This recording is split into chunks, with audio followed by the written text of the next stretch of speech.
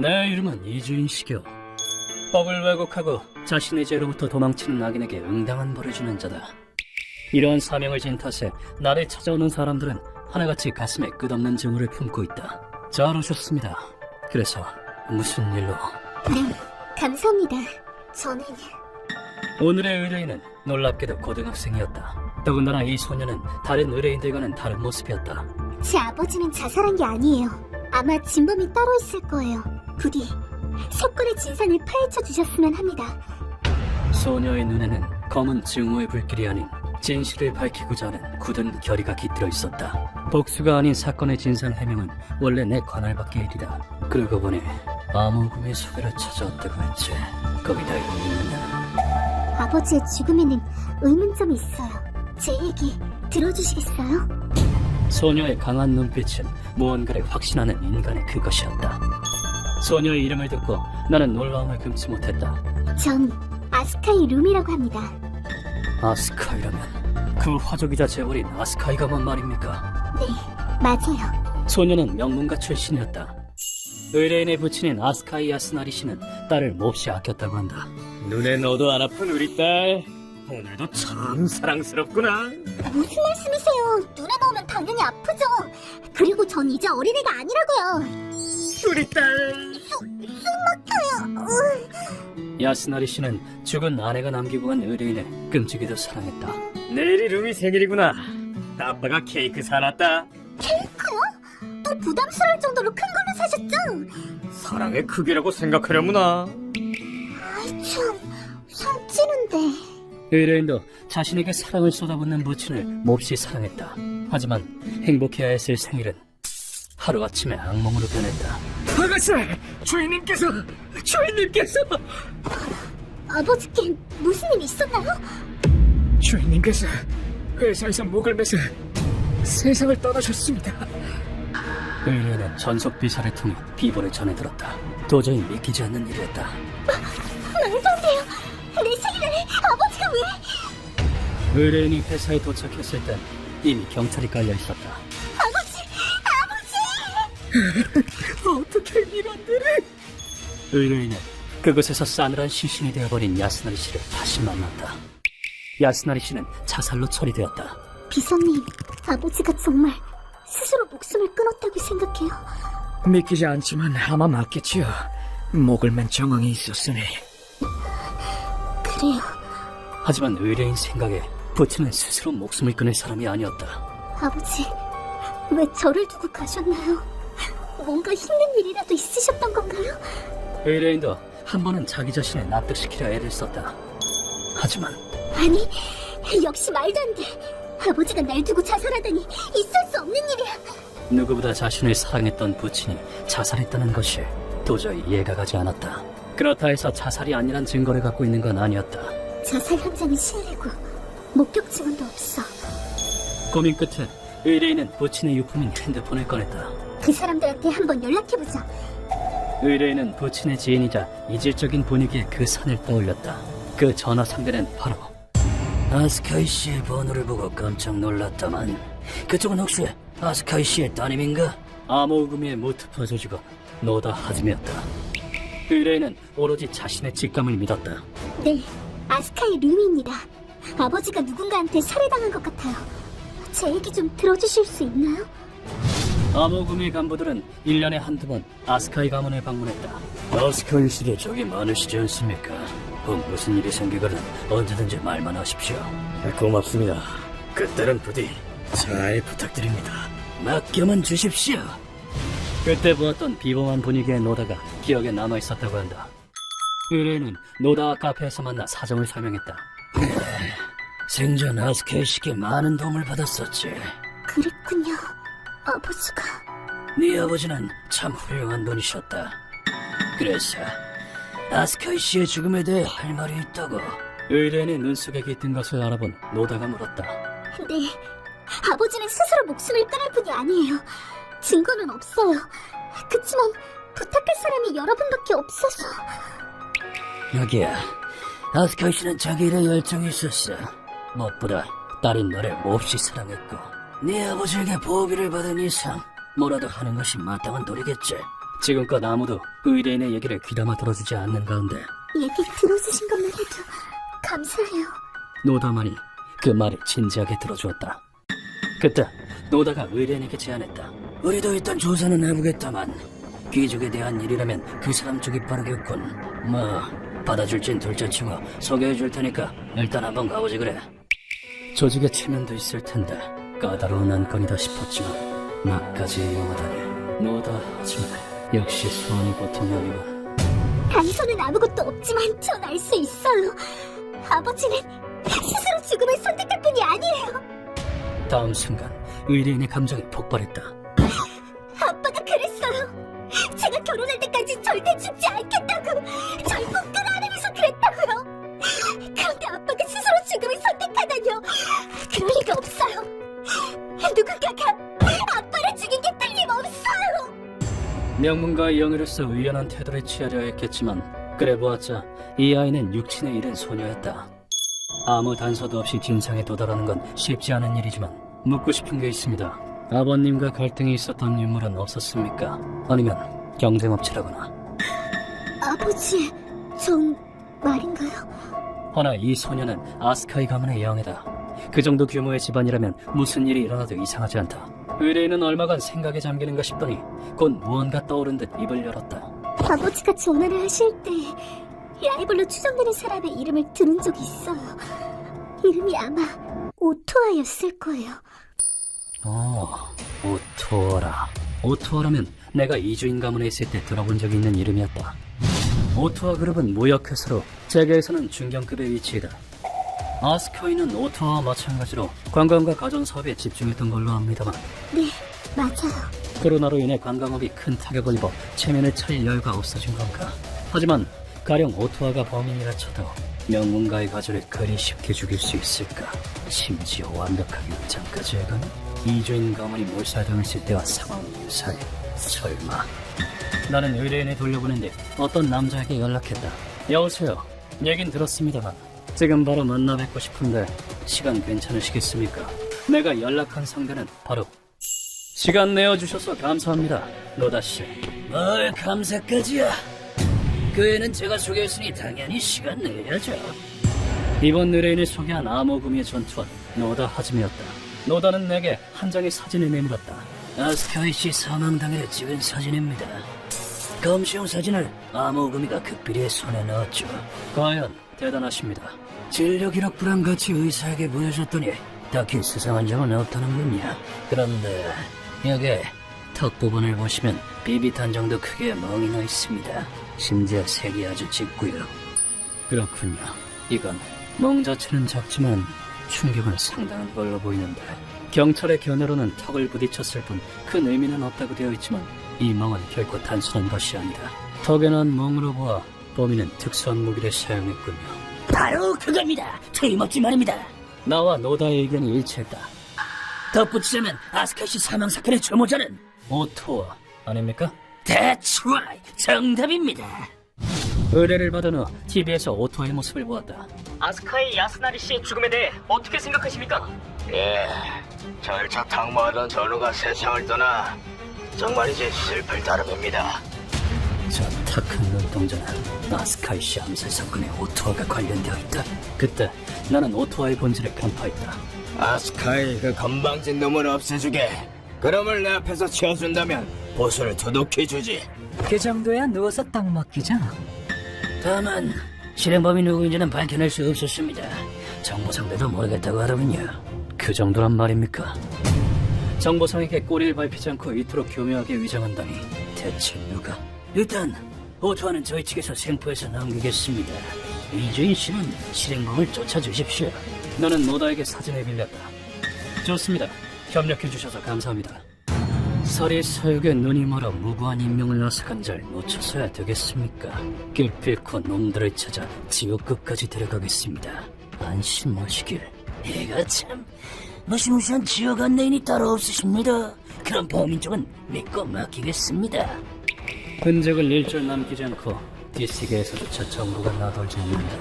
초인류 킬러의 소용이 틀림없어. 그렇다면 그 남자에게 물어봐야겠군. 내키진 않지만 나는 극비리에 그 남자를 만났다. 몸은 소믈리에가 내겐 무슨 볼일이신지. 그렇게까지 싫어할 건 없잖아. 오랜만이군. 우리야.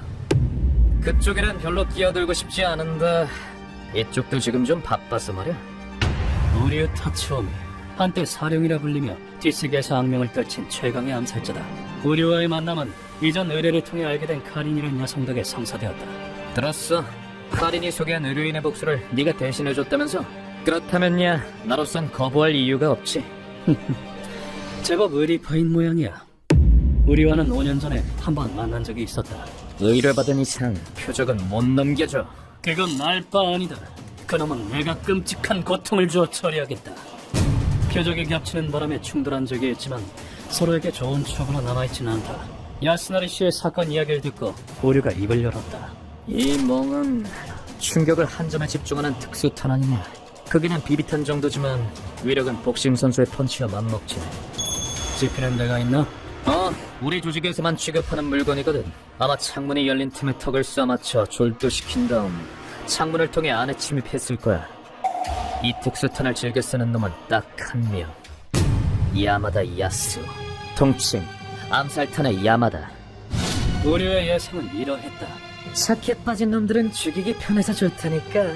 이런 영감탱이 하나 죽이고 보스 5억엔이라니. 야스나리 씨가 창밖으로 얼굴을 내밀었을 때 턱에 암살탄을 맞고 기절 상태가 되었다. 야마다는 창문을 통해 건물 안으로 들어간 뒤 야스나리 씨의 목에 밧줄을 걸어 매달았다. 잘 가십시오.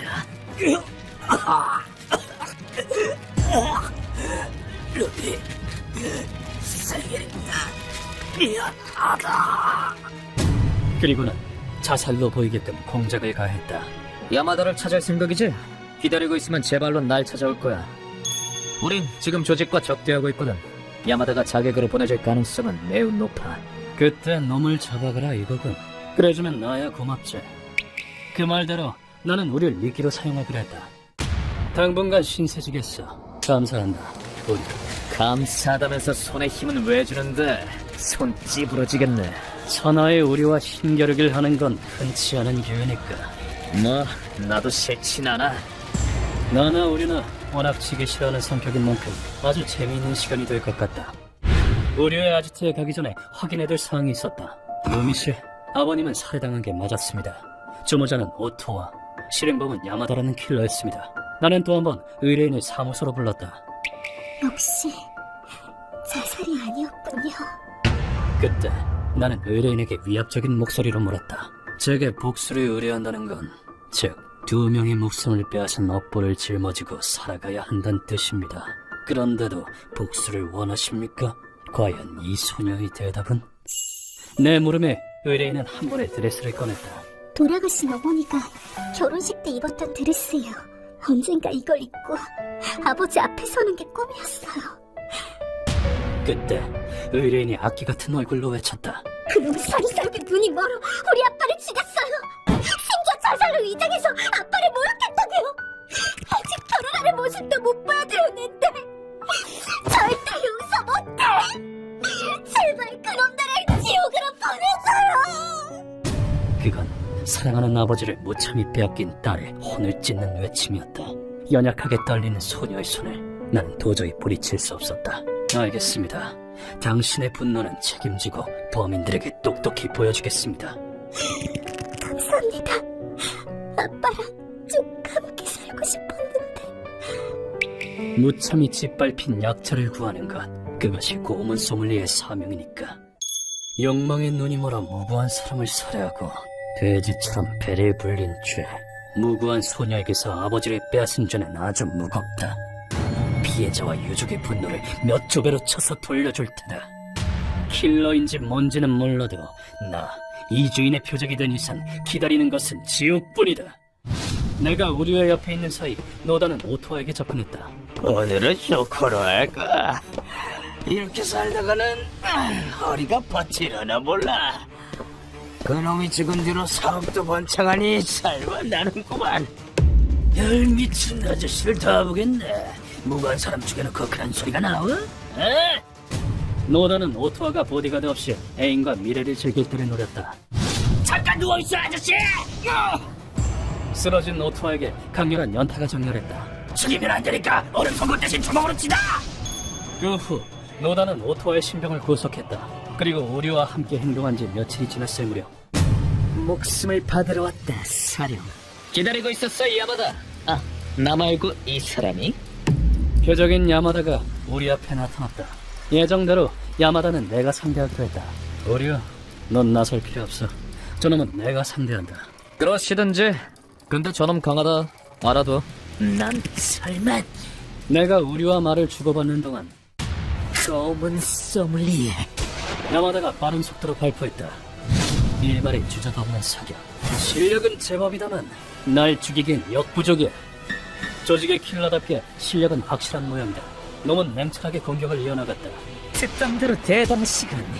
그럼 네가 낫달까? 이어서 야마가는 총구가 극단적으로 넓은 총을 사용했다. 구경이 큰 총을 쏜다 한들 결과는 마찬가지. 그런데 벽에 맞은 총알이 튕겨나와 이쪽으로 되돌아오는 게 아닌가. 총알은 내 뒤에서 날아왔다. 원래는 콘크리트 벽에 총알이 박히는 것이 정상인데 그때 야마다가 쌍권총을 난사하기 시작했다. 어때? 몇 번이고 튕겨나오도록 설계된 총알이야. 일반 총알이랑 같이 듬뿍 먹여주지.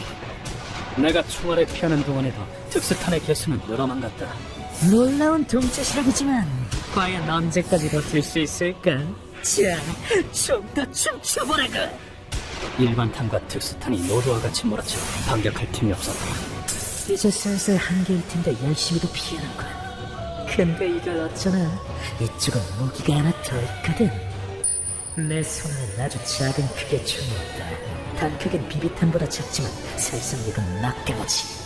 이걸 눈치챈 놈은 아무도 없어. 그때 놈은 들고 있던 권총을 총알 다 떨어졌군. 머리나 깨져라. 내게 휙 하고 던졌다. 이것이 나의 암살탄. 색깔도 피부색과 똑같이 보이지. 불꽃도 튀지 않아 인식하는 건 불가능해. 잘 가라, 고문 소믈리에. 그때 나는 알아차렸다. 놈의 눈동자 속에 있는 더러운 무언가를. 이놈의 뻔한 속을 내가 모를 줄 알고 다른 놈들은 속아 넘어갔을지 몰라도 나는 속지 않는다. 야마다의 움직임이 아주 잠깐 정지했을 때 도탄이란 것만 알면 공략법은 얼마든지 있지. 정강이에 장착해둔 강철에 특수탄을 맞춰 일부러 튕겨나가게 했다. 총알은 야마다를 향해 날아갔다. 됐다, 거스름돈이다. 나는 그 틈에 놈에게 바짝 다가갔다. 그리고는 놈의 후두부를 콘크리트 바닥에 쳐박았다. 땅바닥에 처박힌 야마다는 완전히 의식을 잃었다. 준비는 끝났다. 이만 여기서 실례하지. 야마다를 맨손으로 농락 크다니 실력은 여전하네. 실력이라면 너도 만만치 않을 텐데 우리야. 너와 싸우는 건 이제 사양이다만. 그건 내가 할 말이거든. 노다에게 오토와의 신경을 건네받은 우린 두 놈을 고문실로 옮겼다. 끓는 기름 모닝 샤워다. 이제 일어나, 쓰레기들아. 잠 깨우는 데는 끓는 기름만 게 없죠? 세상 모르고 자고 있는 악당 콤비에게 끓는 기름을 선사했다. 뭐하는 짓이야? 이거 범죄야, 알아? 날 이렇게 만든 걸 후회하게 해줄 테니! 선생님! 이놈들이 더러운 입으로 떠들고 있는데요? 그렇다면 이번에도 그 질문을 던져보도록 할까. 너희는 아스카이 씨를 살해하고 그 죽음을 자살로 위장했다. 그 탓에 17살 소녀는 사랑하는 아버지를 잃고 크게 절망했다. 그 점에 대해서 어떻게 생각하지? 하지만 놈들은 반성의 기미라고는 조금도 보이지 않았다. 그 건방진 놈이 돼지같이 입속을 챙기게 잘못이야! 난 회사를 지키기 위해서 어쩔 수 없이 죽인 거란 말이다! 운 좋은 개지배로군. 현장을 목격했다면 같이 저 세상으로 보내줬을 텐데 두 놈을 한꺼번에 처리하는 쾌감이 끝내주거든. 마지막까지 자신의 죄를 정당화하다니 뼛속까지 썩어 빠진 놈들이다. 아스카이 씨는 정정당당하게 사업을 통해 돈을 벌었을 텐데. 그리고 킬러, 너는 흔적도 없이 없애주마. 루카와? 네, 선생님. 이 돼지들에게 지옥을 보여줄 시간이네요. 루카와는 빨갛게 달군 주먹 크기의 돌을 꺼내왔다. 기대해. 아주 끔찍한 고문이 될 테니. 나는 돌 하나를 손에 쥐고 그것을 오토와의 얼굴에 힘껏 던졌다. 돌에 맞은 얼굴은 뭉개지고 불에 찢어졌다. 하지만 이게 끝이 아니다. 지옥의 고환이네요. 얼굴을 강타한 돌은 그대로 바구니로 떨어져 오토와의 배를 불태웠다. 그런 뒤 야마다에게도 돌을 던졌다. 받아라! 아까 총알을 먹여준 답니다. 바구니에 들어간 돌은 야마다의 탄탄한 복근을 지글지글 태웠다. 예전에도 해보았지만 이 고문은 인류 역사상 가장 오래된 차용법인 투석형이다. 나쁜 놈한텐 불덩어리가 제격이죠. 바구니에 돌이 쌓일수록 고통은 더해지지.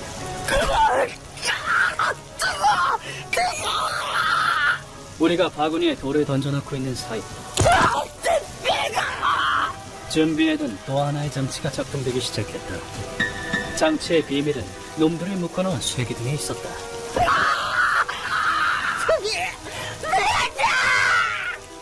쇠기둥이 빨갛게 달구어지기 시작한 것이다.